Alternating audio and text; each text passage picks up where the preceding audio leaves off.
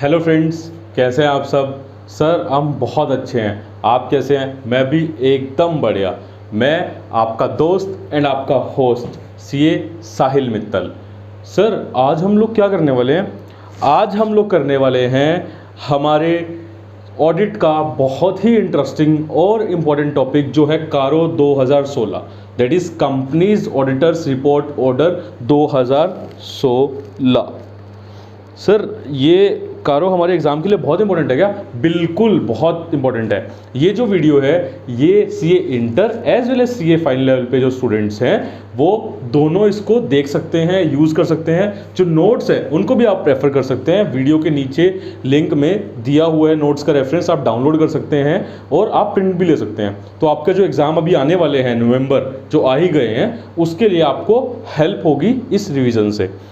Sir क्या हमें पूरा समझने को भी मिलेगा कि क्लोज अंडर डीपली ये रिवीजन है दोस्त। इसमें आपको एक एक डीप में अगर हम समझने जाएंगे तो ये वीडियो बहुत लंबा बन जाएगा, इसलिए हम यहाँ पे रिवाइज करेंगे। और ये जो नोट्स हैं आपको ज़रूरी नहीं है कि यही नोट्स आप रेफर करें, अपने पास जो नोट्स हैं उनको आप रेफर करेंगे, आप सुनेंगे तो आपके नोट्स 100% कंप्लीट, आप टिक करते जाएँ उनको, साथ साथ में कंप्लीट हो जाएंगे। तो हम लोग स्टार्ट करें। हाँ जी सर बिल्कुल। वेट किस चीज़ का, एक चीज़ का। कोई भी अच्छा काम करने से पहले एक बार भगवान का नाम ले लेते हैं और प्यार से बोल देते हैं जय श्री राधे, जय श्री राधे। आइए स्टार्ट करते हैं। कंपनीज ऑडिटर्स रिपोर्ट ऑर्डर कारो, जिसको क्या बोलते हैं कारो 2016। इसमें सर 16 क्लोज हैं, तब आप याद करें 16 क्लोज हैं इसके अंदर जहाँ पे आपको रिपोर्ट करना होता है। और इसका नाम क्या है 16, तो 16 क्लोज 2016। सर आप बैकग्राउंड दे दोगे थोड़ा सा हमें कि कारो कब आया, कब से एप्लीकेबल हुआ है, किसने नोटिफाई किया। बिल्कुल आप बोले और हम ना बताएं, ऐसा हो ही नहीं सकता। कारो 2016 सेंट्रल गवर्नमेंट ने कारो 2016 को नोटिफाई किया था section 143 subsection 11 of companies act 2013 में। कौन से सेक्शन में सर, सेक्शन 143 सबसेक्शन 11 में। और ये एक एडिशनल रिपोर्टिंग रिक्वायरमेंट है ऑडिटर के ऊपर, जो कंपनी का ऑडिट करता है, अपनी ऑडिट रिपोर्ट देता है, उसको कारो के जो पॉइंट्स है, जो क्लोज है, उसके ऊपर भी रिपोर्ट देनी पड़ेगी। तो कारो एक एडिशनल रिक्वायरमेंट है, जो आप पहले कर रहे हो रिपोर्ट दे रहे हो वो तो देनी ही है, प्लस ये भी अब आपको रिपोर्ट देनी है। तो एक एडिशनल रिपोर्टिंग है। इट मीन्स सेक्शन 143 सबसेक्शन 3 में जो आप रिपोर्टिंग करते हो वो तो आपको करनी ही है। सेक्शन 143 सबसेक्शन 11 में भी अब आपको एक रिपोर्ट देनी है, और ये रिपोर्ट आपकी जो ऑडिट रिपोर्ट जाती है उसके अंदर ही इंक्लूड होती है स्टेटमेंट एक कारो की रिपोर्ट के अंदर ही। उसके बाद सर इससे ऑडिटर की रिस्पॉन्सिबिलिटी कम हुई है क्या? नहीं, ऑडिटर की रिस्पॉन्सिबिलिटीज ड्यूटीज बढ़ गई हैं। जो पहले उसे काम करना था अब उसको एडिशनल और काम करना पड़ेगा, कुछ और पॉइंट चेक करने पड़ेंगे, अपने प्रोसीजर्स लगाने पड़ेंगे और रिपोर्ट करना पड़ेगा। बिल्कुल सर। अब कारो में आप ये बताओ सर इंपॉर्टेंट टॉपिक कौन सा, हम तो वो पढ़ के जाएंगे। अरे ऐसा नहीं होता। कारो को हमने वैसे 2 पार्ट में डिवाइड किया हुआ है, मैं आपको बता देता हूँ। कारो को हमने 2 पार्ट में डिवाइड किया हुआ है। ये आपका कारो है। जब हम पढ़ते हैं कारो को तो नंबर 1 जो सेक्शन आता है वो आता है आपका एप्लीकेबिलिटी पे। किस पे आता है दोस्त? एप्लीकेबिलिटी पे। और सेकंड जो आता है वो रिपोर्टिंग पे आता है। रिपोर्टिंग, एप्लीकेबिलिटी और रिपोर्टिंग में आपके 16 क्लोज जो हैं वो आएंगे। एप्लीकेबिलिटी में ये आएगा कि कारो कहाँ कहाँ लगेगा और कहाँ कहाँ नहीं लगेगा, किस किस पे और किस किस पे नहीं। सर ये बता दो आप। बिल्कुल, मैं आपको बिल्कुल समझा देता हूँ। एप्लीकेबिलिटी में जब कारो आया था स्टार्टिंग में तो वो ऐसे आया था, आप ध्यान से सुनते आना आप। ये एग्जाम पॉइंट ऑफ व्यू से एप्लीकेबिलिटी स्पेसिफिकली एमसीक्यू क्वेश्चंस के लिए वेरी वेरी इंपॉर्टेंट है। तो कारो जब आया था तो ऐसे आया था। कारो एप्लीकेबल था सब कंपनीज पे, जितनी भी कंपनीज हैं सारी कंपनीज पे कारो एप्लीकेबल था।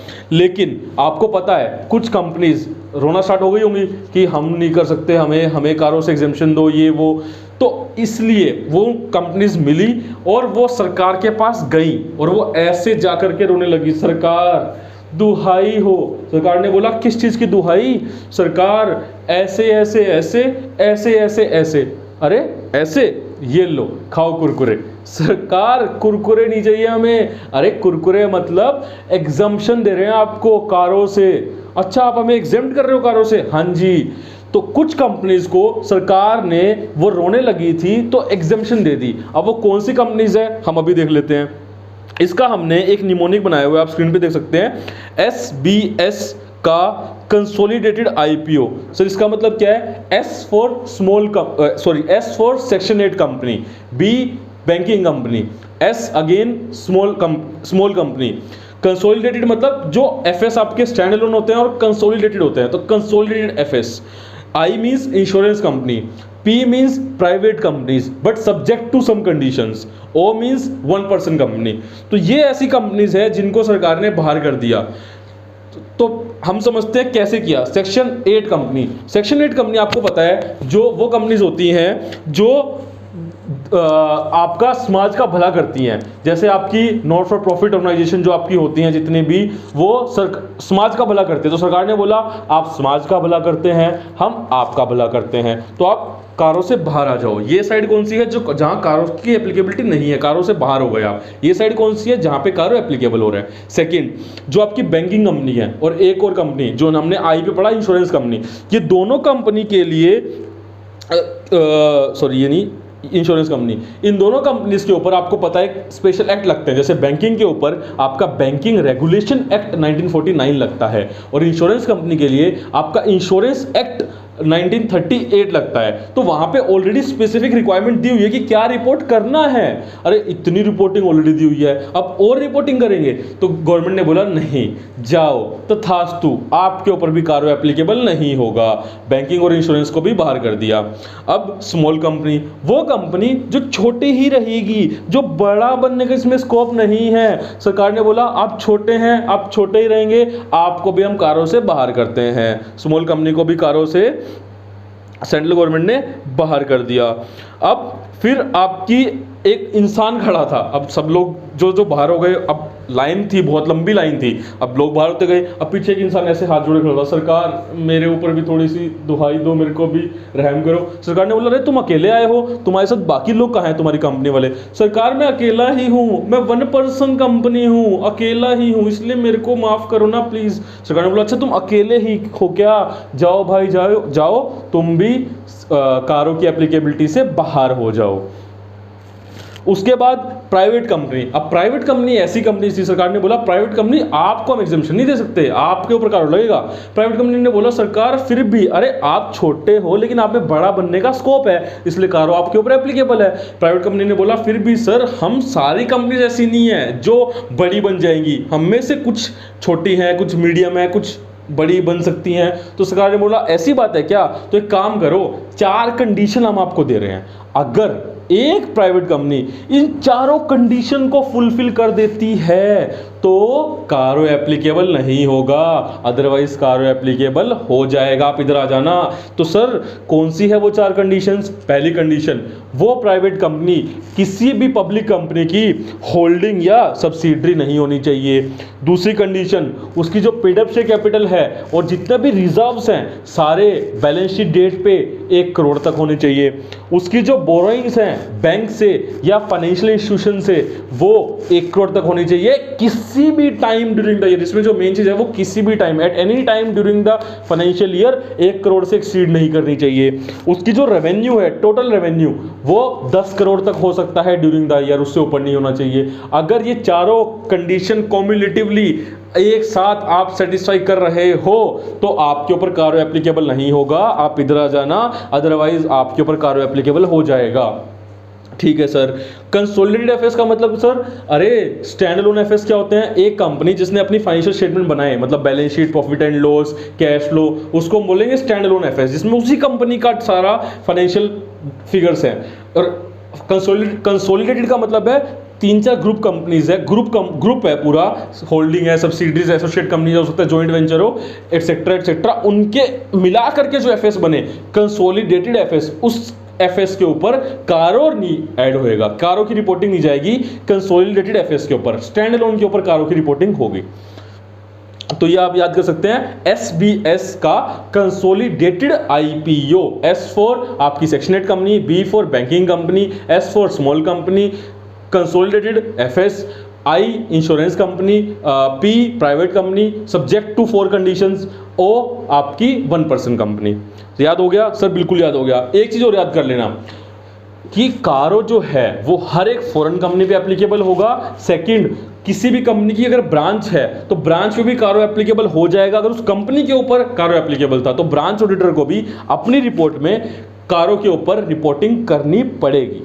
यही यहाँ लिखा हुआ है, फॉरेन कंपनी के ऊपर कारो एप्लीकेबल होगा और ब्रांच ऑफ ए कंपनी के ऊपर भी कारो एप्लीकेबल होगा। जोर से बोल दीजिए और प्यार से बोल दीजिए जय श्री राधे।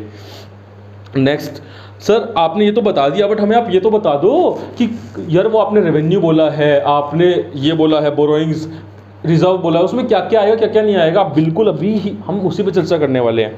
तो अब आपको स्क्रीन पे दिख रहा होगा ये कि कारो की जो रिपोर्टिंग है उसके लिए स्मॉल कंपनी की डेफिनेशन वैसे सेक्शन 2 क्लोज 85 में दी हुई है, जिसमें बोला गया है कि कोई भी पब्लिक कंपनी कभी भी स्मॉल कंपनी नहीं हो सकती, मतलब प्राइवेट कंपनी ही स्मॉल कंपनी बन सकती है। सेकंड चीज, वो कंपनी जिसकी पेड अप कैपिटल, मैंने वो नहीं बोला जिसके रिजर्व्स, जिसकी पेड अप कैपिटल 50 लाख तक हो, एंड यहाँ पे एंड दोनों कंडीशन सेटिस्फाई होनी चाहिए, एंड टर्नओवर, रेवेन्यू नहीं बोल रहा, टर्नओवर, और वो भी कौन सा टर्नओवर, जो पिछले साल में था सर, लास्ट ईयर में जो टर्नओवर था, इस साल का नहीं देखेंगे, लास्ट पीएनएल का जो टर्नओवर था वो 2 करोड़ तक हो। अगर ये 2 कंडीशन सेटिस्फाई हो गई तो स्मॉल कंपनी बन जाएगी आपकी कंपनी।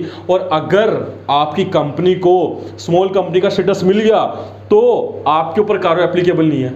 सर ये आप इतना फोकस से क्यों बोल रहे हो? इसलिए बिकॉज ऐसा हो सकता है कि एक कंपनी स्मॉल कंपनी हो लेकिन वो प्राइवेट कंपनी की जो 4 कंडीशंस हैं उनमें से कोई कंडीशन सेटिस्फाई ना कर रही हो। अब सर लॉजिकली सोचोगे तो 3 कंडीशन तो सेटिस्फाई करनी पड़ेगी। होल्डिंग या सब्सिडरी नहीं हो सकती पब्लिक कंपनी की, मतलब होल्डिंग या सब्सिडरी नहीं हो सकती पब्लिक कंपनी की, ऐसा क्योंकि इसमें आगे भी है, मतलब डेफिनेशन में आगे है कि कौन सी कंपनी स्मॉल कंपनी नहीं हो सकती, जो किसी की होल्डिंग या सब्सिडरी ना हो, जो सेक्शन 8 कंपनी ना हो, जो किसी स्पेशल एक्ट से गवर्न ना हो। तो 3 कंडीशन जो प्राइवेट कंपनी की है वो तो एक स्मॉल कंपनी को सेटिस्फाई करनी ही पड़ेगी। उसकी डेफिनेशन में है कि paid up capital sir 1 crore से तो ऑब्वियसली 50 लाख है तो कम है, टर्नओवर ऑब्वियसली 10 करोड़ मतलब 2 करोड़ से कम है। लेकिन जो एक और कंडीशन रह गई जो प्राइवेट कंपनी को भी फुलफिल करनी पड़ती है, 1 करोड़ बोरोइंग वाली। अगर कोई ऐसी कंपनी है जो स्मॉल कंपनी है लेकिन जिसकी बोरोइंग्स 1 करोड़ से ऊपर है, फिर भी कारो उसके ऊपर एप्लीकेबल नहीं होगा, क्योंकि हम चेक ही नहीं करेंगे प्राइवेट कंपनी की जो कंडीशंस है, हम उसको स्मॉल कंपनी बोलेंगे और उसको बाहर कर देंगे सीधा, मतलब बाहर कर देंगे सीधा, हम आगे जाएंगे ही नहीं। और यही ये नोट लिखा हुआ है फॉर कारो के लिए। ये कारो के लिए क्या लिखा हुआ है मैं और जूम कर देता हूं आपको। In case company is covered under definition of small company, तो ये एग्जेम्प्ट रहेगी। बाकी कोई कंडीशन सेटिस्फाई हो रही हो नहीं हो रही है प्राइवेट कंपनी की, उससे हमें मतलब नहीं है। डन। नेक्स्ट, आगे मैंने बताया था आपको प्राइवेट कंपनी को सेटिस्फाई करनी पड़ती है ऑल कंडीशन, सारी कंडीशन सेटिस्फाई करनी पड़ती है कारो की एप्लीकेबिलिटी से बाहर होने के लिए। अब सर पेड अप कैपिटल में क्या क्या आता है? पेड अप कैपिटल में दोस्त दोनों चीजें आती है, इक्विटी भी आता है, प्रेफरेंस भी आता है। पेड अप कैपिटल का मतलब होता है जो आपकी सब्सक्राइब शेयर कैपिटल है प्लस आपने जो बोनस शेयर अगर अलॉट किए हैं माइनस कोई अनपेड कॉल्स है तो वो लेस होंगी और ऐड होगा, फॉरफिटेड शेयर है उस पर जो अमाउंट आ चुका होगा वो उसमें ऐड होगा। तो ये आपका होता है पेड अप शेयर कैपिटल के अंदर। उसके बाद सर आप इसको ये हमें सर अभी समझ में नहीं आया, फिर भी इसके ऊपर एक क्वेश्चन है, जब हम क्वेश्चन करेंगे तो आपको समझ में आ जाएगा। सर बहुत इक्विटी एंड प्रेफरेंस इंक्लूड होता है और share application money pending allotment इसमें इंक्लूड नहीं होता है। रिजर्व एंड सरप्लस में सर कौन से रिजर्व होते हैं? सारे, तुम्हारा मेरा इसका उसका सबका, छोटा बड़ा सारे रिजर्व, मतलब कहने का मतलब है ऑल रिजर्व इंक्लूड होंगे, चाहे वो कैपिटल रिजर्व हो, चाहे वो रेवेन्यू रिजर्व हो, चाहे वो रिवैल्यूएशन रिजर्व हो। अगर डेबिट बैलेंस है एसपीएल का, प्रॉफिट एंड लॉस का डेबिट बैलेंस है तो नेट हो जाएगा रिजर्व एंड सरप्लस में से, मतलब सरप्लस अगर पॉजिटिव बैलेंस होता तो ऑब्वियसली ऐड होता, नेगेटिव बैलेंस है तो वो लेस हो जाएगा। समझ में आया? बिल्कुल सर। बोरोइंग्स में सर क्या क्या होगा? बोरोइंग्स में आपका जितनी बोरोइंग्स हैं सर सारी इंक्लूड होगी क्या? नहीं, जो बैंक से ली हुई है और जो फाइनेंशियल इंस्टीट्यूशन से ली हुई है वो इंक्लूड होंगी। फाइनेंशियल इंस्टीट्यूशन का मतलब होता है non banking financial company, sorry financial institution में इंक्लूड होती हैं एनबीएफसी भी। एनबीएफसी से अगर आपने कोई लोन ले रखा है तो वो भी इसका पार्ट बनेगा। ओके, उसके बाद सर सारी बोरोइंग्स एग्रीगेट देखेंगे इन दोनों से जो आपने ले रखी है, और किसी भी टाइम चेक करेंगे, सबसे जो मेन कंडीशन है वो है किसी भी टाइम, पूरे साल में अगर एक सेकंड भी, एक क्षण भी 1 करोड़ से ऊपर पहुंच गई आपकी वो बोरोइंग्स बैंक और एफआई से, तो आपके ऊपर कारो एप्लीकेबल हो जाएगा। जैसे कैश ट्रेड फैसिलिटी जो होती है, ये जो ओवरड्राफ्ट फैसिलिटी होती है जिसका बैलेंस हाईली फ्लक्चुएटिंग होता है नेचर में, तो अगर किसी भी दिन उनका बैलेंस फ्लक्चुएट होकर के 1 करोड़ से ऊपर आउटस्टैंडिंग हो गया तो कारो एप्लीकेबल। उसके बाद सर इसमें इंक्लूड क्या क्या होता है और एक्सक्लूड क्या क्या होता है। इसमें इंक्लूड होता है दोस्त, चाहे आपकी फंड बेस्ड बोरोइंग्स हो या नॉन फंड बेस्ड हो, बट नॉन फंड बेस्ड तभी इंक्लूड होंगी जब वो फंड बेस्ड में कन्वर्ट हो जाएंगी या मतलब इन्वोक हो जाएंगी। जैसे बैंक गारंटी दी आपने किसी को और आपने आप अपनी टर्म्स एंड कंडीशन को फुलफिल नहीं कर पाए, तो बैंक के बिहाफ पे बैंक ने आपके बिहाफ पे पेमेंट कर दी, तो जो बैंक गारंटी का जो अमाउंट था वो भी आपके आउटस्टैंडिंग अमाउंट में बोरोइंग में ऐड हो जाएगा। उसके बाद शॉर्ट टर्म हो लॉन्ग टर्म हो कोई दिक्कत नहीं है, दोनों ऐड होंगी। क्रेडिट कार्ड जो आपने अगर लिया है उसका भी जो बिल अगर आउटस्टैंडिंग है वो भी इसके अंदर इंक्लूड होगा। उसके बाद बैंक के अंदर फॉरेन बैंक भी इंक्लूड होगा और फाइनेंशियल इंस्टीट्यूशन में एनबीएफसी भी इंक्लूड होंगी। बिल्कुल सर, इसमें एक चीज़ आती है इंटरेस्ट। सर इंटरेस्ट इंक्लूड होगा क्या? बिल्कुल, इंटरेस्ट में दोस्त ये है कहानी, इंटरेस्ट जो एक्रूड है एंड ड्यू है वो तो इंक्लूड होगा, बट अगर इंटरेस्ट आपका एक्रूड है बट अगर आपका वो ड्यू नहीं है, नोट ड्यू है बट नोट ड्यू, अभी ड्यू नहीं हुआ है, लायबिलिटी पे करने की अगर आपकी अभी नहीं आई है, अराइज हुई है, तो वो इंक्लूड नहीं होगा। तो ये इंटरेस्ट के ऊपर चर्चा है। सर रेवेन्यू रह गया। बिल्कुल सर, रेवेन्यू में क्या क्या इंक्लूड होगा? रेवेन्यू में आपका टोटल रेवेन्यू इंक्लूड होगा, मतलब रेवेन्यू फ्रॉम ऑपरेशन प्लस अगर आपने कोई ऑपरेशन डिसकंटिन्यू कर दिया ड्यूरिंग द ईयर वो भी इंक्लूड होंगे, प्लस अगर आपकी कोई अदर इनकम है वो भी रेवेन्यू का पार्ट बनेगी। ये 10 करोड़ वाली जो हम कंडीशन बोल रहे हैं चेक करने के लिए बिल्कुल बनेगी। तो शेड्यूल 3 जो आप पढ़ते हो जहां पे आपका balance sheet profit and loss सबका फॉर्मेट दिया हुआ है, कैसे आपको प्रेजेंट करनी है बैलेंस शीट को, उसके अंदर जो रेवेन्यू का जो आपका डिस्क्लोजर होता है उसमें जो रेवेन्यू आता है वो रेवेन्यू आपका लेंगे, हम इंक्लूड करेंगे कारों की एप्लीकेबिलिटी चेक करने के लिए। प्यार से बोल दीजिए जय श्री राधे। ये सर हमारा एप्लीकेबिलिटी का पूरा हो गया। बिल्कुल एप्लीकेबिलिटी आपका पूरा हो गया और एप्लीकेबिलिटी पे हम आपको क्वेश्चंस भी दिखा देंगे कि कैसे पूछता है आईसीआई। सर नेक्स्ट क्या रह गया? अब हमारा सेकंड पार्ट आ गया जो है रिपोर्टिंग का, जिसमें आते हैं 16 क्लोज। उससे पहले एक चीज जस्ट कि नॉलेज थोड़ा सा आपको और बढ़ जाएगी आपकी नॉलेज, जिसमें क्या है आप ये बताओ कितनी सिचुएशंस हो सकती हैं कि कारो सर पहली तो होगी कि कारो एप्लीकेबल ही नहीं हुआ किसी के ऊपर। बिल्कुल, कारो अगर एप्लीकेबल ही नहीं है तो वो कंपनी के ऊपर कारो एप्लीकेबल ही नहीं है, तो क्या आपको रिपोर्ट में कुछ लिखना है? नहीं सर, रिपोर्ट में भी कुछ नहीं लिखना, अपनी ऑडिट रिपोर्ट में कुछ भी मेंशन नहीं करना अगर कारो एप्लीकेबल नहीं है। बिल्कुल सर, प्राइवेट कंपनी के केस में 2 केस हो सकते हैं। नंबर 1, कारो एप्लीकेबल है या कारो एप्लीकेबल नहीं है, कंडीशन फुलफिल है चारों तो एप्लीकेबल, सॉरी नॉट एप्लीकेबल। अगर चारों में से कोई भी कंडीशन टूटी, दुर्घटना घट जाएगी, कारो एप्लीकेबल हो जाएगा। तो उस केस में हम कैसे रिपोर्ट में बोलेंगे? अगर कारो एप्लीकेबल नहीं है ड्यू टू चारों कंडीशन आप फुलफिल कर रही है आपकी कंपनी, तो आपको ये फैक्ट रिपोर्ट में लिख के देना पड़ता है कि कारो एप्लीकेबल नहीं है, ये रीजन। ये देखो example, state the fact in the report कि कारो the report does not include a statement, कि रिपोर्ट में हमारी जो स्टेटमेंट है कारो के ऊपर वो नहीं इंक्लूड है। यहां पे आपको लिखना पड़ेगा क्योंकि हमारे ओपिनियन एक्सप्लेनेशन इंफॉर्मेशन के हिसाब से कारो के लिए जो कंडीशन थी वो यहां पे एप्लीकेबल नहीं हुई।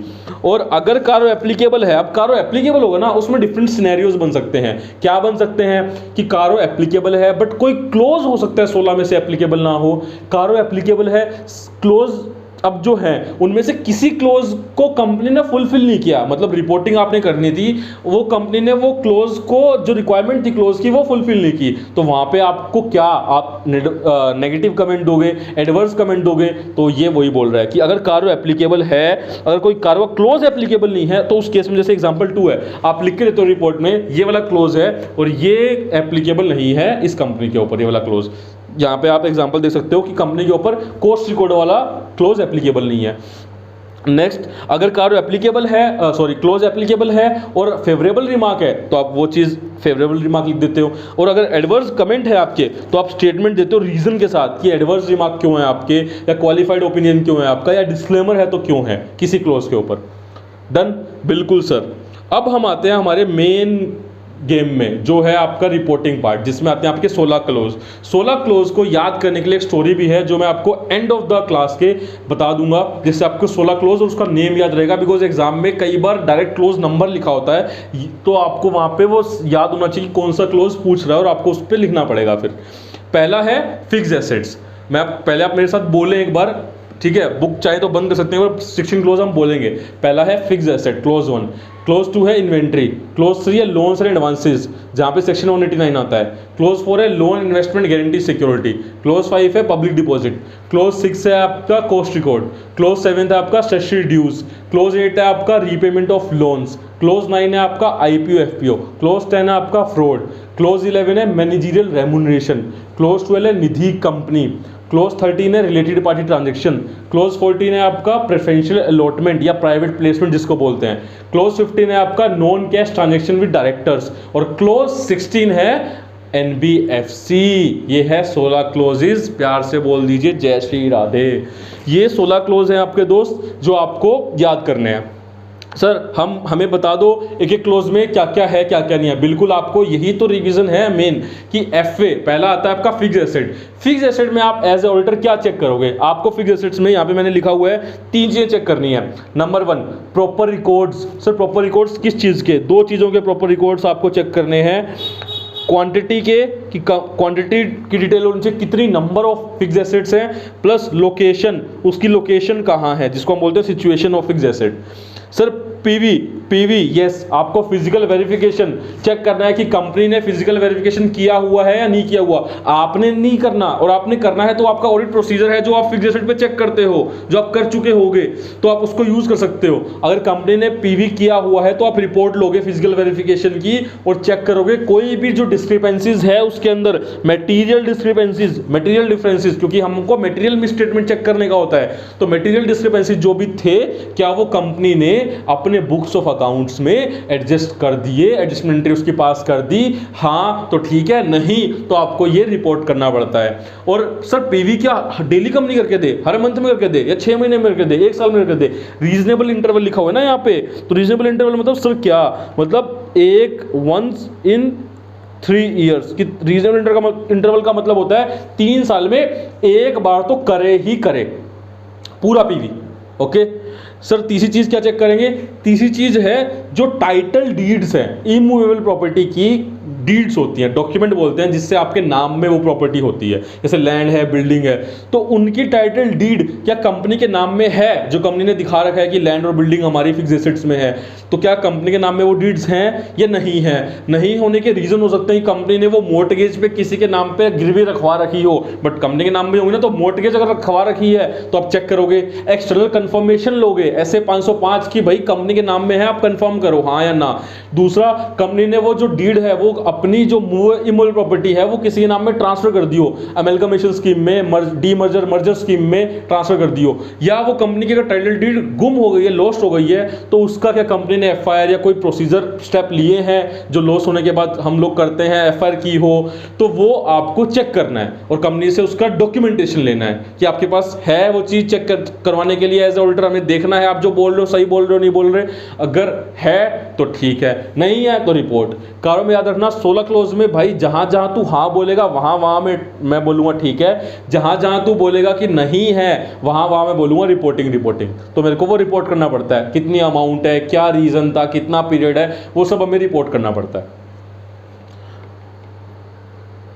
सर इसमें ना आप कोई लिंक करवा सकते हो क्या? एफए में एक चीज लिंक हो सकती है आपकी, नंबर 1 जो जिसको हम बोलते हैं क्या सर, यहाँ पे हम लिंक कर सकते हैं SA 570 को। सर ये कैसे कर सकते हैं SA 570 को लिंक?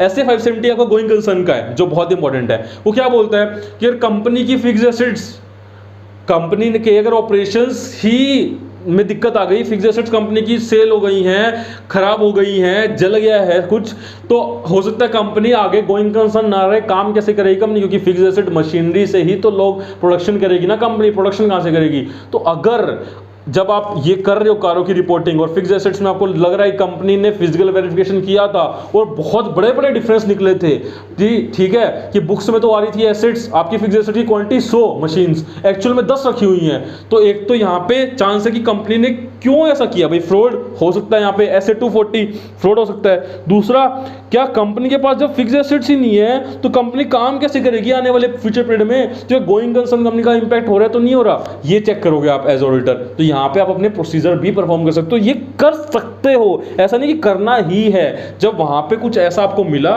जो ऐसे इंडिकेशन देता है ऐसे 570 या 240 वाले, तो आप अपने प्रोसीजर और लगा सकते हो।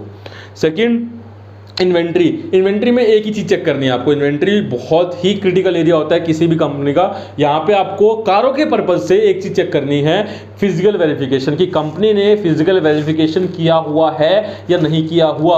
और यहाँ पे जो रीजनेबल इंटरवल है वो है 1 साल में कम से कम एक बार तो करे भाई, क्योंकि ये तो मूविंग आइटम है, हाईली मूवेबल आइटम है। तो 1 साल में कम से कम पूरे इन्वेंट्री का एक बार पूरा फिजिकल वेरिफिकेशन कंपनी ने किया हो। आप रिपोर्ट लोगे, चेक करोगे कि जो मटेरियल डिफरेंसेस थे उनको कंपनी ने बुक्स में एडजस्ट किया है या नहीं किया। अगर नहीं किया तो रिपोर्ट करना है आपको, सीधी बात है। यहां पे आप AS2 लगा करके नहीं बैठोगे, बिकॉज AS2 बात करता है वैल्यूएशन के बारे में और ये खाली बात कर रहा है क्लोज ओनली फिजिकल वेरिफिकेशन के बारे में। यहाँ पे आप हमारा जो एसए है, एसए 501, जहाँ पे इन्वेंट्री के प्रोसीजर्स भी होते हैं आपके, audit evidence, specific consideration for selected item, जहाँ पे इन्वेंट्री भी एक पार्ट है, जो वो प्रोसीजर है वो आप लगा सकते हो पीवी वाले। ठीक है सर, बिल्कुल समझ गए, मजा आ गया, हमें फिक्स एसेट समझ में आ गया सर, इन्वेंट्री समझ में आ गया और याद भी हो गया। सर लोन्स एंड एडवांसेस में क्या चेक करने का? सर लोन्स एंड एडवांसेस में आप फोटो देखो ना, ये पैसे दे रहे हैं दूसरे को। लोन्स एंड एडवांस का मतलब क्या हुआ, यहाँ पे एक सेक्शन आता है। अब कारों में एक जो दिक्कत है ना, सीए इंटर स्टूडेंट्स जो ये देख रहे होंगे उनके लिए मैं बता रहा हूँ कि क्या दिक्कत है सर। आपके कोर्स में जो सेक्शन है कंपनी लॉ में वो 148 तक है, फाइनल में आगे तक सेक्शंस हैं। तो ये जो सेक्शंस है अभी 189 आगे और सेक्शंस आएंगे ऐसे, जो आपके लॉ में है ही नहीं, आपने पढ़ा ही नहीं, आपने समझा ही नहीं, आपको पता ही नहीं क्या है। तो कारों जब आप पढ़ते हैं ना, जब हम पूरी क्लास लेते हैं, पूरी क्लास तो 2 घंटे की होती है कारों की कम से कम, तो उसमें हम लोग एक एक डीप में क्लोज को स्टडी करते हैं, सेक्शन देखते हैं क्या बोल रहा है सेक्शन। तो वहां पे आपको दिक्कतें स्टार्ट हो जाती है, बिकॉज आप बोलोगे यार सेक्शन सर 189 है क्या, बट कुछ नहीं कर सकते दोस्त, ये आपको कारों के पर्पज से समझना पड़ेगा कि loan advances section 189 of company act में कुछ पार्टीज डिफाइंड है जिसको कंपनी लोन देती है।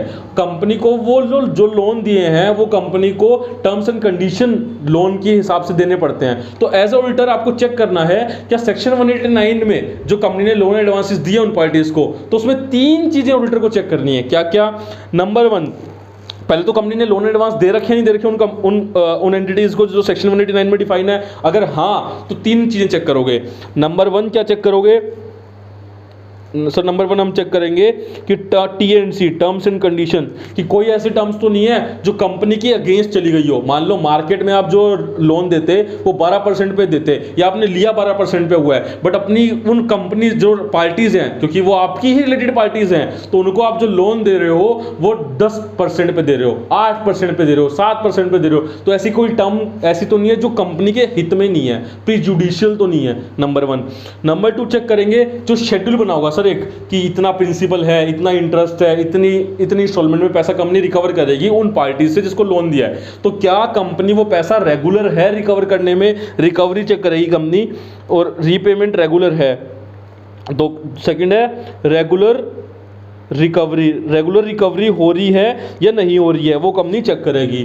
थर्ड पॉइंट, क्या अगर किसी पार्टी ने डिफॉल्ट किया, डिफॉल्ट मतलब कितना डिफॉल्ट सर? अगर कोई लोन जो आपने लोन दिया था अगर वो 90 डेज के बियॉन्ड भी आउटस्टैंडिंग है और स्टिल पार्टी पैसा नहीं दे रही है, तो कंपनी उस पर क्या स्टेप ले रही है रिकवरी के लिए? मतलब steps for recovery in case of overdue more than 90 days. अगर 90 डेज से ज़्यादा सर ओवरड्यू है ना, तो कंपनी क्या स्टेप ले रही है उसको रिकवर करने के लिए, वो आप एज ऑडिटर चेक करोगे। स्टेप कुछ भी हो सकता है, आपने कॉल किया, आपने नोटिस भेजा हो, आपने रिमाइंडर भेजे हो, तो वो आपको चेक करना है। Okay, next loan to director. ये क्या है सेक्शन? आप देखो ना, डायरेक्टर को लोन दिया जा रहा है, लोन टू डायरेक्टर, ये खड़ा है बंदा दे रहा है पैसे। इसका मतलब क्या है? ये जो पिक्चर्स डालने का जो पर्पज़ है ना, जो मैंने इमेजेस डाली हुई हैं हर पेज पे, इसका पर्पज़ एक ही है कि एग्जाम में आपको याद रहे, लंबे टाइम तक याद रहे, एग्जाम के बाद भी आपको याद रहे। अच्छा यार ऐसा था, फिक्स एसेट की इमेज थी, फिक्स एसेट इन्वेंट्री, अच्छा ऐसा, तो याद लंबे टाइम तक रहता है हमें इमेज से, वीडियो से, तो इसलिए इमेज डाला हुआ है। Loan to director section 185, again दो सेक्शन है जो इंटर पे नहीं है, सेक्शन 185 और 186। Loan investment guarantee security, loan to directors prohibited है, कंपनीज एक्ट में अलाउड नहीं है। कुछ कंडीशन है, कुछ एक्सेप्शंस है जो अमेंडमेंट से डाली गई हैं कि इन केसेस में आप दे सकते हो, या ये चीज़ें आपको रिक्वायरमेंट्स पड़ेंगी तब आप दे सकते हो। तो वो आपको चेक करना है कि कंपनी ने अपने डायरेक्टर्स को कोई लोन दिया है नहीं दिया, अगर दिया है तो क्या सेक्शन 185 की कंप्लायंस प्रॉपर हुई है नहीं हुई। उसके बाद कंपनी ने इन्वेस्टमेंट की हुई है, अगर वो इन्वेस्टमेंट कंपनी ने की हुई है तो क्या सेक्शन 186 जो बोलता है 2 लेयर ऑफ कंपनी के ऊपर आप इन्वेस्टमेंट नहीं कर सकते, तो क्या वो 186 की कंप्लायंस कंपनी ने फॉलो की हुई है। अगर हाँ तो ठीक है, ना तो रिपोर्ट करना है। 185 एंड 186 इन दोनों का कंप्लायंस चेक करना है आपको। Next, public deposit. देखो सब लोग पैसा डाल रहे हैं, that is public deposit. Sir ये क्या है पब्लिक डिपॉजिट? पब्लिक डिपॉजिट का मतलब है, पहली चीज तो ये वाला जो है ना, ये वाला जो क्लोज है ये पब्लिक कंपनी पे ही होगा। क्यों? क्योंकि सर पब्लिक कंपनी ही पब्लिक डिपॉजिट ले सकती है। तो पब्लिक डिपॉजिट का जो सेक्शन है वो इंटर वाले, खुश हो जाओ आपके उसमें है सेक्शन 73 एंड सेक्शन 72 सेक्शन 76। तो जब पब्लिक डिपॉजिट की बात आएगी तो ये चेक करना है ऑडिटर को, अगर कंपनी ने पब्लिक डिपॉजिट लिए हुए हैं, एक्सेप्ट किए हुए हैं, तो दो चीजों की कंप्लायंस, नंबर 1 कंपनीज एक्ट के सेक्शन 73 टू 76 की कंप्लायंस है या नहीं है। सर ठीक है। सेकंड चीज, आरबीआई की अगर कोई डायरेक्शंस है उन पब्लिक डिपॉजिट्स को लेकर के, तो क्या आरबीआई की वो डायरेक्शंस फुलफिल हुई है या नहीं हुई। ये दो चीज आपको चेक करनी है, 73 टू 76 एंड आरबीआई डायरेक्शन कोई है तो ओके। ठीक है सर इसमें सेकंड क्लोज क्या बोलता है? ये जो सेकंड क्लोज बोलते हैं ना दोस्त, ये सेकंड क्लोज है आपका, कोई भी अगर ऑर्डर आता है, कोई भी ऑर्डर आता है किसी भी कोर्ट का, कंपनी लॉ बोर्ड का आ गया, नेशनल कंपनी लॉ ट्रिब्यूनल का आ गया, हाई कोर्ट का, किसी भी कोर्ट का आ गया, या आपका आरबीआई का भी इसमें इंक्लूड, आरबीआई का भी आ गया, तो क्या वो ऑर्डर कंपनी ने कंप्लाई किया है? हाँ तो ठीक है, ना तो रिपोर्ट कर देंगे, हाँ तो डन, ना तो रिपोर्ट, यही चलेगा इसके अंदर। लेकिन अब याद ध्यान रखना, इसमें ना एक चीज़ हो सकती है, पब्लिक डिपॉजिट अगर कंपनी ने ले रखा है और कंपनी ने पब्लिक डिपॉजिट की जो सेक्शन है 73 से 76 वो कंप्लाई नहीं कर रखे, ठीक है, तो ये सब थोड़े इनमें से क्या है, इन क्लोजेज में ना इंडिकेटर्स हैं कि फ्रॉड कंपनी में हो सकता है। कंपनी ने भाई पैसा ले लिया पब्लिक डिपॉजिट, बट सेक्शन 73 से एक्सेप्ट कर लिया, बट रीपेमेंट नहीं कर रहे हो, तो यहाँ पे ना गोइंग कंसर्न इम्पैक्ट होना, फ्रॉड होने के चांसेस होना, ये दो तो बहुत बेसिक है जो बहुत सारे क्लोज की नॉन कंप्लायंस में आपको दिख सकता है। मतलब एज ऑडिटर आपको दिमाग लगाना पड़ेगा कि ऐसा हो सकता है क्या कि कंपनी में फ्रॉड हुआ हो इसलिए ये कंप्लाई नहीं हुआ, या ऐसा ना होने से कंपनी गोइंग कंसर्न इम्पैक्ट हो रहा हो, तो वो आपको और अपने प्रोसीजर्स लगाने पड़ेंगे वो चेक करने के लिए, ठीक है। नेक्स्ट है आपका कॉस्ट रिकॉर्ड्स। कॉस्ट रिकॉर्ड तो आपको पता है ये सेक्शन 148 सबसे लास्ट सेक्शन है इंटर वालों के लिए, कि 148 में सेंट्रल गवर्नमेंट ने डिफाइन किया हुआ है कि इन कंपनीज को कॉस्ट रिकॉर्ड बनाने हैं। यहाँ पे जो मेन चीज़ है ना वो याद रखना आप, यहाँ पे ओनली ये कॉस्ट रिकॉर्ड्स की बात करता है, ये कॉस्ट ऑडिट की बात नहीं करता। एज ऑडिटर कारों के लिए आपको कॉस्ट ऑडिट चेक नहीं करना कि कॉस्ट ऑडिट हुआ है नहीं हुआ, एक चीज चेक करनी कि कॉस्ट रिकॉर्ड्स कंपनी ने जो बोले गए थे सेक्शन 148 में, तो क्या वो बनाए हैं या नहीं बनाए। अगर बनाए तो ठीक है, नहीं बनाए तो आपको रिपोर्टिंग करनी है, डन। कॉस्ट ऑडिट की यहां पे कोई बात नहीं करेंगे। उसके बाद आपका आता है नेक्स्ट 7th क्लॉज जो है आपका statutory dues. Statutory dues sir ये वो ड्यूज होते हैं, यहाँ पे आपके दो चीज़ें बनेगी स्टैट ड्यूज के अंदर आपका, मैं पहले बना देता हूँ एक छोटा सा डायग्राम। जो आपके एम्प्लॉयज़ के ड्यूज होते हैं और जो आपके गवर्नमेंट के होते हैं। एम्प्लॉयज़ में सर क्या क्या आएगा, यहाँ पे आपका पीएफ है, ईएसआई है, और यहाँ पे सर क्या क्या है आपके, यहाँ पे टैक्स वाले हैं, जितने भी टैक्स वाले आपके होते हैं, जैसे आपका जीएसटी आ गया, इनकम टैक्स आ गया, आपका एक्साइज आ गया, कस्टम आ गया, एटसेट्रा एटसेट्रा, ये सारे इसके अंदर आएंगे।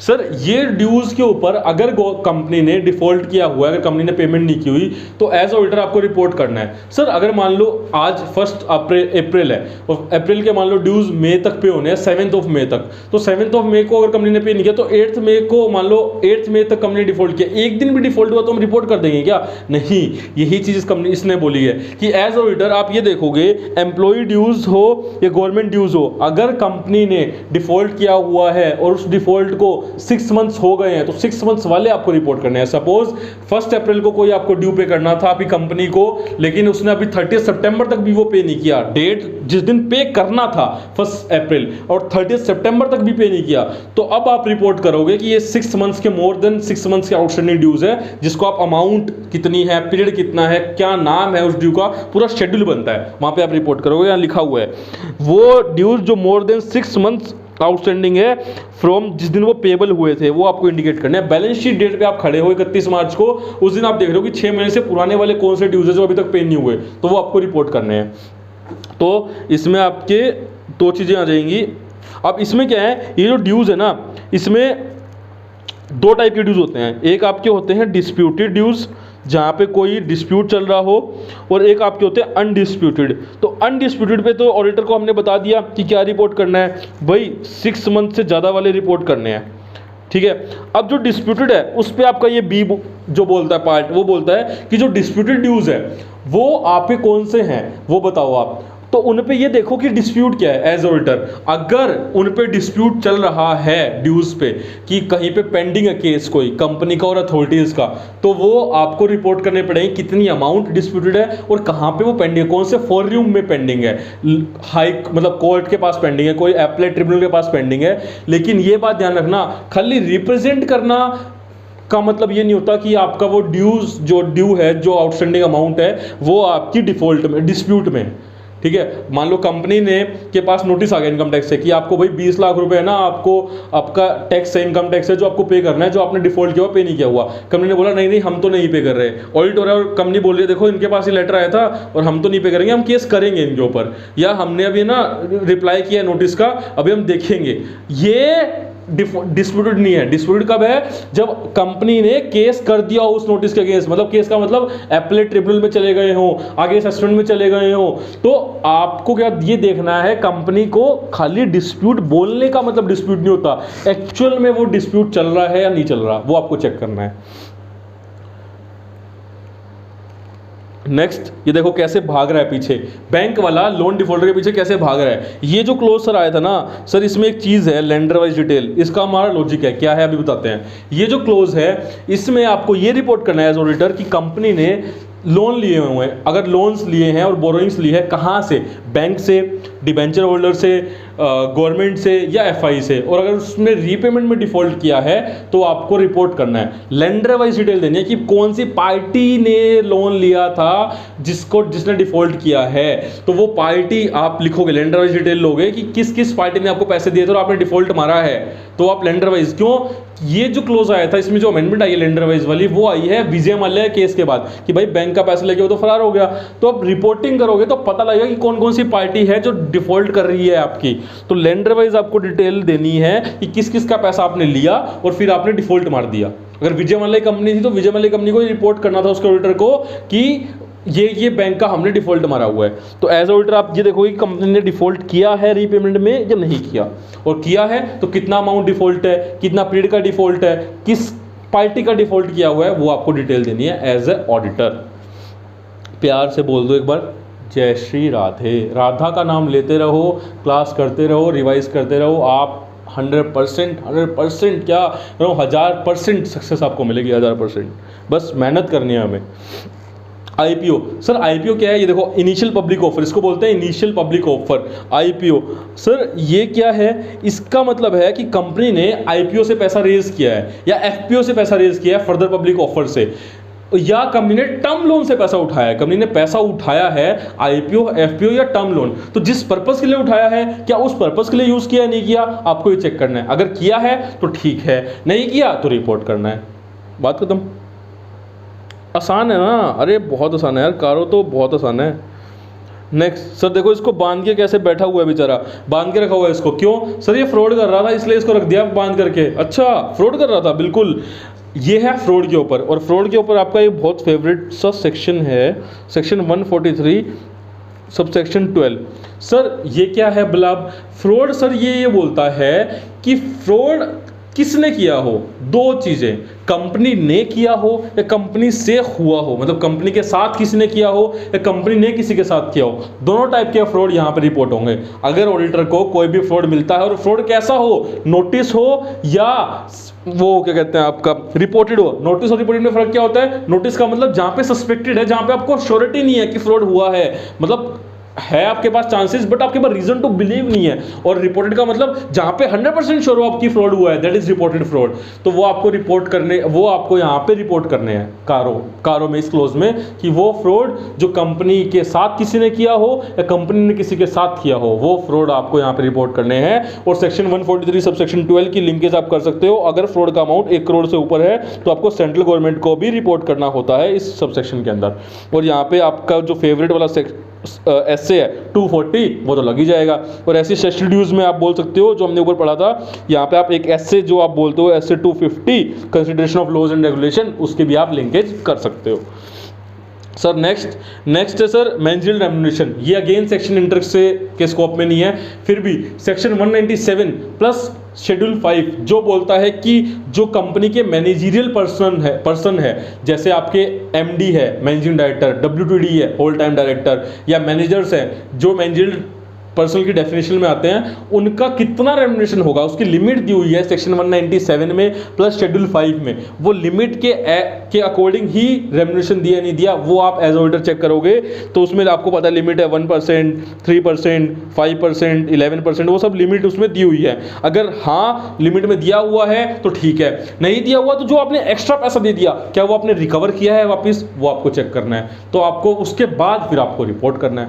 कंप्लाइड है तो ठीक है, नहीं कंप्लाइड है तो आपको चेक करना है कि कंपनी ने कोई ऐसे वापस पैसे लेने के लिए स्टेप लिए हैं या नहीं लिए, और आपको फिर रिपोर्ट करना पड़ेगा कि इतना अमाउंट एक्सेस दिया इस पर्सन को दिया है, इतने पीरियड के लिए दिया है। वो आपके शेड्यूल बनते हैं। इसमें क्या है, हर क्लोज में जहां पे भी नॉन कंप्लायंस होगी आपको अमाउंट, पीरियड, रीजन, क्या नेचर है, वो सब आपको रिपोर्ट करना पड़ता है।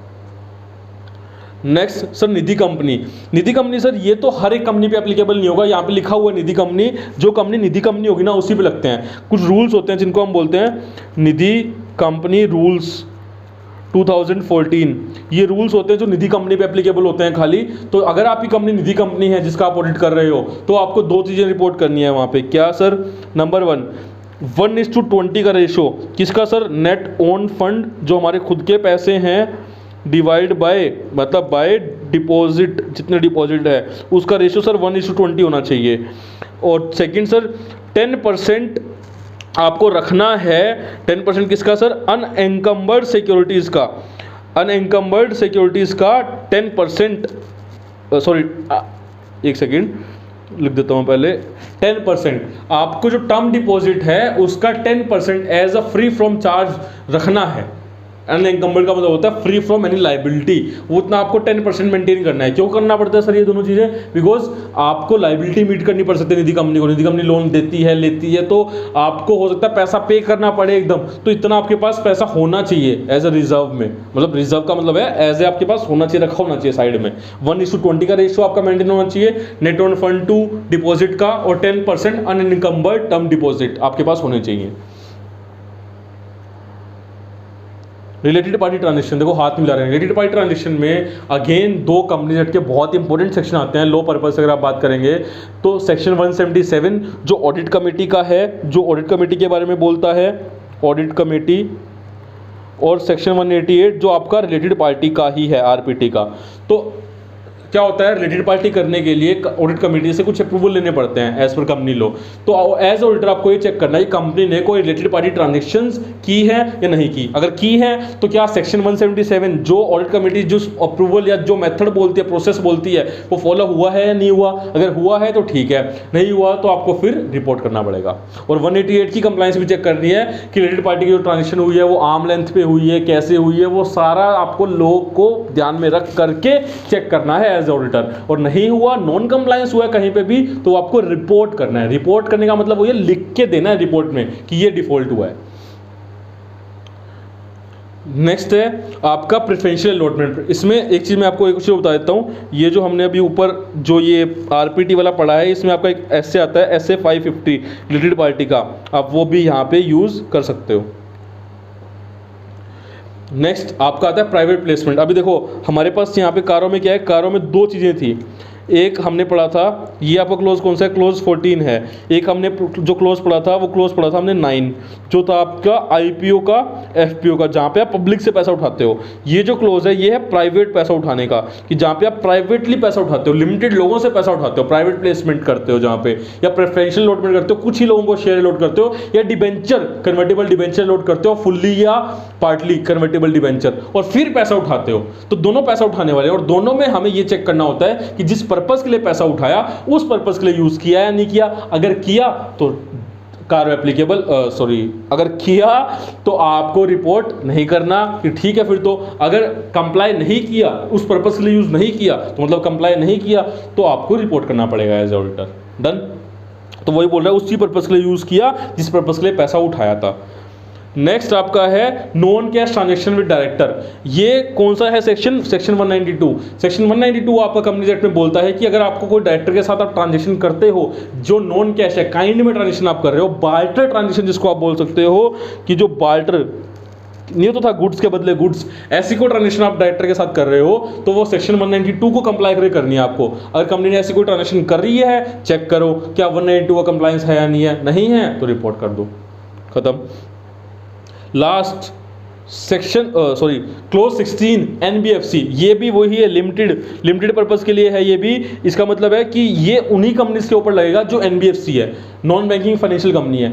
जो नॉन बैंकिंग फाइनेंशियल कंपनी होती है ना, उनको एक सर्टिफिकेट लेना पड़ता है आरबीआई से, section 45IA of RBI act 1934 में, कि हम एनबीएफसी है तो हमें एक सर्टिफिकेट दो कि हाँ हम एनबीएफसी हैं। जैसे कंपनी को इनकॉर्पोरेशन का सर्टिफिकेट नहीं आता कंपनी का, कि कंपनी इनकॉर्पोरेट करनी है तो कंपनी इनकॉर्पोरेट हो गई, कंपनी का जन्म हो गया। वैसे एनबीएफसी का जो जन्म है, कंपनी बनाने के लिए तो कंपनी में आपको इनकॉर्पोरेट करवाना पड़ेगा, बट आरबीआई के अंडर आपको एक सर्टिफिकेट लेना पड़ता है एनबीएफसी का बिजनेस स्टार्ट करने के लिए, जिसको हम बोलते हैं सर्टिफिकेट, जो सेक्शन 45IA में कंपनी लेती है वो एनबीएफसी। तो एज ऑडिटर आपको चेक करना है कि अगर आपकी कंपनी एनबीएफसी है तो क्या उस कंपनी ने आरबीआई से वो सर्टिफिकेट लिया है, ये नहीं लिया है तो ठीक है, नहीं लिया तो रिपोर्ट करना है। जोर से और प्यार से बोल दीजिए जय श्री राधे। इसी के साथ हमारे 16 के 16 क्लोज यहाँ पे खत्म होते हैं। ये हमारे पूरे 16 क्लोज हमने आपको बता दिए, और नीचे इसका एक समरी चार्ट भी बना हुआ है जहाँ पे आप देख सकते हैं summary chart diagram, fixed assets. मैंने क्या किया, मैंने कीवर्ड्स यहाँ पे डाल दिए हैं, बस कीवर्ड्स यहाँ डाल दिए। आप देखोगे ना इस बॉक्स में, नोट्स में, अगर आपको नोट्स देखने, अदरवाइज आप लास्ट के 2 पेज भी देख सकते हो ओनली, कि यहाँ पे आपका कारो रिवाइज हो जाएगा, आपका 5 मिनट में कारो रिवाइज हो जाएगा। फिक्स्ड एसेट क्लोज कौन सा है भाई और क्या चेक करना है, इन्वेंट्री क्लोज कौन सा है भाई और क्या चेक करना है, ऐसे ही सारे के सारे क्लोज आपके डिफाइंड है। अब सर एक क्वेश्चन आ रहा है हमारे माइंड में, क्या अगर सर कहीं पे ऑडिटर का एडवर्स कमेंट होता है, नेगेटिव कमेंट होता है, तो कौन से पैरा में रिपोर्ट होता है। ये जो क्लोज थे ना दोस्त, ये पैरा 3 में होते हैं, और जो अगर आपका कोई अनफेवरेबल कमेंट है और या कोई डिस्क्लेमर ऑफ ओपिनियन है तो वो पैरा 4 में रिपोर्ट होता है। पैरा 4 आप डालते हो और लिखते हो कि ये कमेंट हमारा, ये एडवर्स कमेंट है, यहाँ पे हम कोई कमेंट नहीं कर पाए, ये रीजन है उसके, ये पैरा 4 है, वो ये चीज़ है, वो रीजन स्टेट करने पड़ते हैं आपको, ठीक है। ये कारो आपका 100% कवर होता है, खत्म होता है। आप इस वीडियो को प्लीज प्लीज प्लीज सुन लें एक बार, आपके 16 क्लोज खत्म हो जाएंगे, एप्लीकेबिलिटी वाला पार्ट खत्म हो जाएगा जो बहुत इंपॉर्टेंट है एग्जाम के लिए। और इसके जो नेक्स्ट वीडियो होगी उसमें हम लोग क्वेश्चन आंसर सॉल्व कर देंगे कारो के, वो बहुत ही छोटा वीडियो होगा जिसमें हम एमसीक्यू, करेक्ट इनकरेक्ट और थ्योरी या case study based question cover कर देंगे। इसके बाद ही वीडियो आने वाली है, तो आप दोनों वीडियो को साथ में देख लें, ठीक है। अब हमारे पास एक स्टोरी है छोटी सी, जिससे हम ये 16 क्लोज याद कर सकते हैं। ऐसे ही फनी स्टोरी है छोटी सी, हमें हेडिंग और नंबर याद हो जाएगा। तो मैं आपको एक कहानी सुनाता हूँ, अब मेरे साथ सब लोग कहानी सुनेंगे, बाकी सब छोड़ देंगे। आपको पता है बहुत टाइम पहले एक कारो नाम का एक राजा होता था। क्या होता था? कारो नाम का एक राजा होता था, बहुत बड़ा राजा था वो, बहुत पहले। अच्छा सर, कारो नाम का राजा? हाँ, उसका पूरा नाम क्या था? कारो 2016। अच्छा सर, ठीक है। पता है आपको इतना बड़ा राजा था, क्या क्या था उसके पास? सर क्या क्या था? वो जो राजा था ना, उसके पास बहुत सारी फिक्स एसेट्स थी, बहुत सारी फिक्स एसेट्स। अच्छा सर, हाँ, तो फिक्स एसेट इतनी सारी थी तो उसको सर रिकॉर्ड रखना पड़ता होगा सबका। हाँ, वो क्वांटिटी और कहाँ कहाँ पे सबका रिकॉर्ड रखता था, बहुत सारी एसेट थी उसके पास, ठीक है सर। उसके पास इन्वेंट्री भी बहुत सारी थी, उसका भी वो रिकॉर्ड रखता था, इन्वेंट्री। अच्छा सर, इन्वेंट्री बहुत सारी थी, ठीक है सर। वो अपने आसपास के राज्यों में लोन्स देता था, मतलब अपनी रिलेटेड पार्टीज को, आसपास के राज्य मतलब रिलेटेड पार्टीज ही हो गई ना, उनको लोन्स, इन्वेस्टमेंट, गारंटी, सिक्योरिटी सब देता था। इतना पैसा था भाई राजा के पास। और जो पब्लिक थी, उसकी जो पब्लिक थी, जो प्रजा थी, वो बहुत ही खुश रहती थी, ठीक है। लेकिन अब आपको पता है कि बुरा समय तो किसी का भी आ सकता है, राजा है तो क्या हुआ, तो क्या हुआ, अचानक से उसके राज्य में उसकी जो कोस्ट जो है ना, उसके रिकॉर्ड्स बढ़ने लगे, कोस्ट रिकॉर्ड बढ़ने लगे। अचानक इतने ज़्यादा कोस्टिंग हो गई, कोस्ट रिकॉर्ड बढ़ने लगे, खर्चे ही खर्चे। नेक्स्ट जो सेशल ड्यूज थे ना, जो ड्यूज थे, जो टैक्स के ड्यूज थे, या एम्प्लॉई के जो उसने अपने जो मंत्री रखे हुए थे, उनका जो PF ESI काटता था, वो डिफॉल्ट होने लगा, सेशल ड्यूज पे नहीं करते थे। उसने जो लोन ले रखे थे, अब राजा है, लोन देता है, ले भी तो सकता है, उसने जो लोन ले रखे थे उसमें डिफॉल्ट होने लगा उसकी रीपेमेंट में।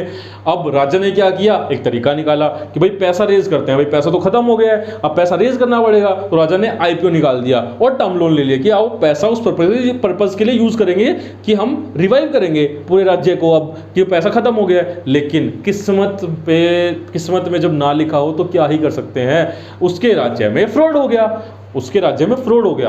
अब फ्रॉड हो गया तो अब राजा का जो सैलरी है, राजा क्या है, मैनेजर अपने राज्य का, तो जो उसका मैनेजरियल रेमुनरेशन है वो उसको नहीं मिला। राजा लगा रोने, हाय मेरा मैनेजरियल रेमुनरेशन भी ले गए। तो फिर राजा रोते रोते अब अपना दुख किससे बांटे, राजा अपना दुख बांटने के लिए गया अपनी रानी निधि के पास। बोला निधि रानी मेरा दुख बांटना है मेरे को आपके साथ थोड़ा सा। तो निधि रानी के साथ वो अपना दुख बांट रहा है। अब निधि क्या है, उसकी रिलेटेड पार्टी है, निधि क्या है, उसकी रिलेटेड पार्टी है। लेकिन राजा तो आपको पता है ना, स्टार्टिंग से राजा गड़बड़ कर रहा है, गड़बड़ इंसान है। तो उसका मन कर रहा है अब रानी के साथ कुछ प्राइवेट प्लेसमेंट की जाए। क्या कर रहा है, उसका मन कर रहा है कि रानी के साथ कुछ प्राइवेट प्लेसमेंट की जाए, और प्राइवेट प्लेसमेंट करके क्या हो, कुछ नॉन कैश ट्रांजेक्शन जनरेट की जाए, कुछ नॉन कैश ट्रांजेक्शन जनरेट की जाए, जिसका सर्टिफिकेट RBI दे देगा लास्ट में। जिसका सर्टिफिकेट कौन दे देगा, RBI दे देगा लास्ट में। तो ये आपकी एक छोटी सी कहानी है जहाँ पे हमने देखा फिक्स एसेट्स थी, इन्वेंट्री थी, लोन्स एंड एडवांसेस थे, लोन इन्वेस्टमेंट गारंटी सिक्योरिटी थी, पब्लिक थी, कोस्ट रिकॉर्ड्स थे, सेशल ड्यूज थे, रीपेमेंट ऑफ लोन था, IPO FPO था, फ्रॉड था, मैनेजरियल रेमुनरेशन था, आपका निधि कंपनी थी, निधि रानी जो थी, रिलेटेड पार्टी ट्रांजेक्शन थी, प्राइवेट प्लेसमेंट थी जो राजा को करनी थी, और जिससे कि नॉन कैश ट्रांजेक्शन निकल के आती थोड़े महीनों के बाद, और जिसका सर्टिफिकेट RBI दे देता जो NBFC कंपनी है। तो ये आपकी एक छोटी सी स्टोरी है जिसको आप याद कर सकते हैं 16 क्लोज को बार बार रिवाइज करने के लिए। तो ऐसे ही आप लोग पढ़ते रहिए, रिवाइज करते रहिए, समझते रहिए, बिकॉज जब समझेगा इंडिया तभी तो ऑडिटर बनेगा इंडिया। मिलते हैं हमारे नेक्स्ट वीडियो में। अगर आपको ये वीडियो अच्छा लगा हो तो प्लीज़ लाइक करें, शेयर करें, सब्सक्राइब करें एंड कमेंट करके बताएं कि हम लोग और एफर्ट कैसे लगा सकते हैं आपके लिए। हम अपना मैक्सिमम एफर्ट लगाएंगे, आपको आपकी रिवीजन में हेल्प हो, आपकी CA 100% क्लियर हो। All the very best for your exam. मिलते हैं, take care, bye bye, thank you.